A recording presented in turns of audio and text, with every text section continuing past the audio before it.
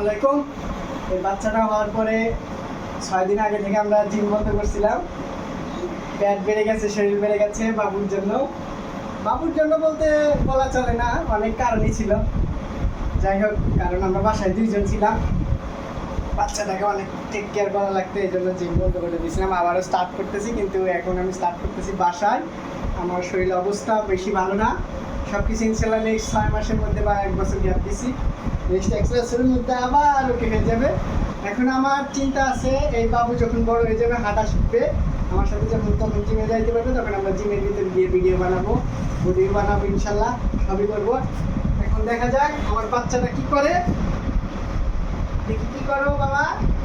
হ্যাঁ, ও কিন্তু কথা বলতে পারে না এখনো, কেবলই কথা বলা শিখতেছে। কি করতেছ? হ্যালো।